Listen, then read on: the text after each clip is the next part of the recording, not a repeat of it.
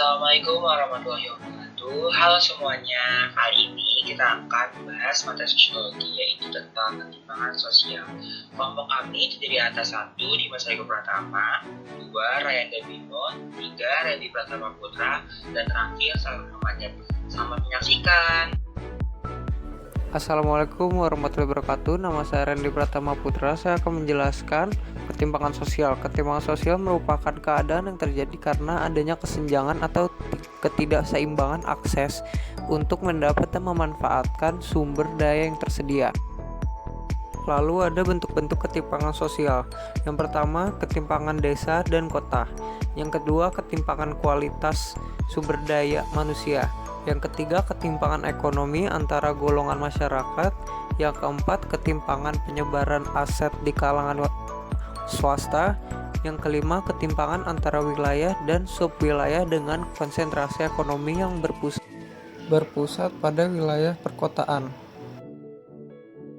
Nama saya Dimas, saya akan menjelaskan tentang apa itu ketimpangan sosial.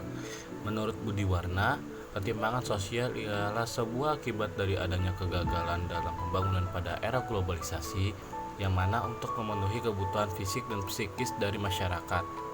Nah, adapun dampak ketimpangan sosial antara lain, yang pertama menimbulkan kecemburuan sosial. Yang kedua itu timbulnya suatu pembatas hubungan sosial karena kedudukan seseorang dalam masyarakat. Yang ketiga itu melemahkan stabilitas sosial dan solidaritas. Yang kelima adanya ketidakadilan dalam masyarakat. Saya Rayanda Bimo akan menjelaskan tentang teori-teori ketimpangan sosial. Yang pertama itu ada teori kolonialisme.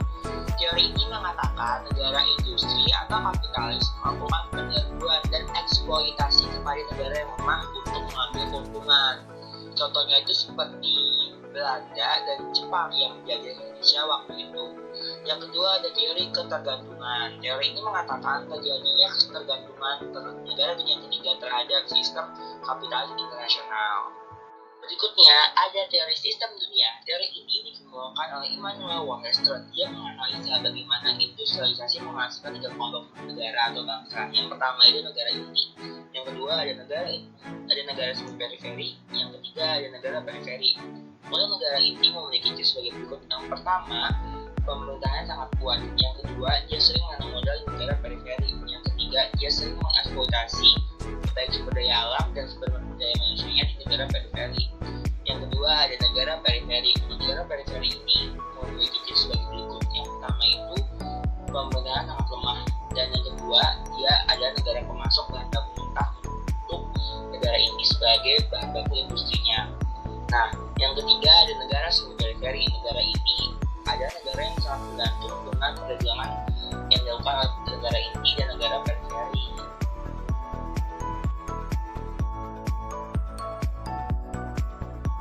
Berikutnya ada teori pendekatan struktural. Teori ini mengatakan bahwa suatu ketimpangan sosial itu terjadi karena adanya keputusan atau kebijakan yang dibuat oleh negara adidaya, melainkan adanya suatu struktur atau sistem internasional yang dibuat sedemikian rupa sehingga bangsa-bangsa penghasil bahan mentah terpaksa kehilangan bagian dari keuntungan produksinya.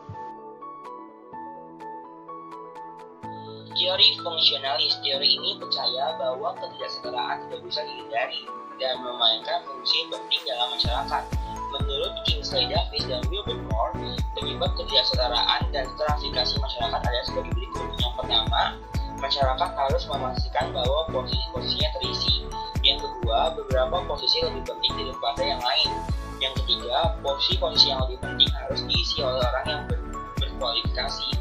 Yang keempat, untuk memastikan orang yang berkualifikasi agar mengisi posisi-posisi ini, masyarakat harus menawarkan imbalan yang lebih besar. Berikutnya ada teori konflik. Teori ini melihat suatu ketimpangan sosial sebagai akibat dari kelompok dengan kekuatan atau power yang mendominasi kelompok yang lemah. Mereka percaya bahwa kesenjangan sosial mencegah dan menghambat kemajuan masyarakat karena mereka yang berkuasa akan menindas orang-orang yang tidak berdaya dan mempertahankan status mereka.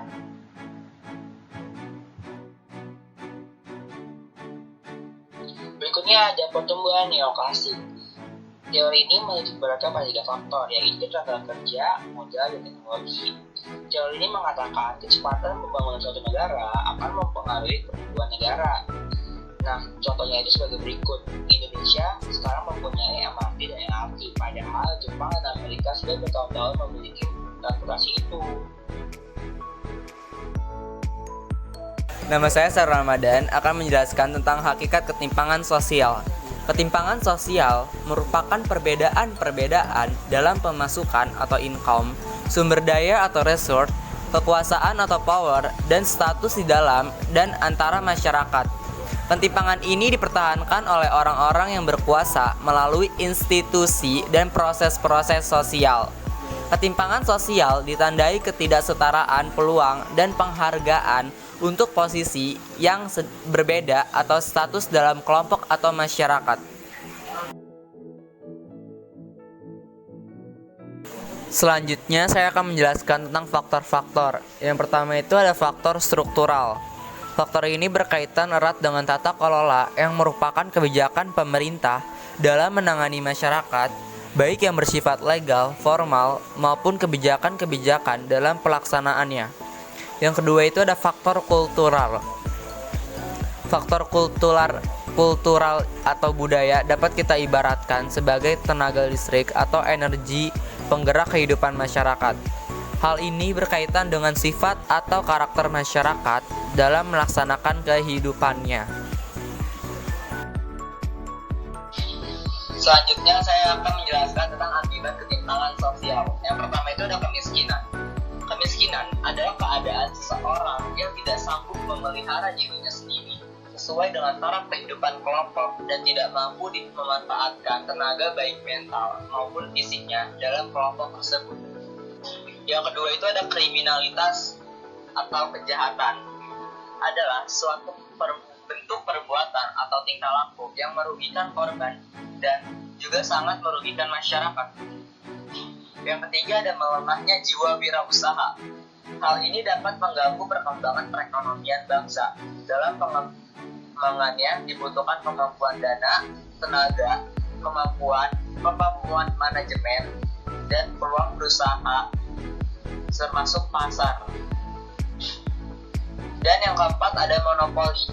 Secara istilah, monopoli adalah suatu penguasaan pasar yang dilakukan oleh seseorang atau perusahaan atau badan untuk menguasai penawaran pasar atau penjualan produk barang dan jasa di pasar yang ditunjukkan kepada para pelanggannya.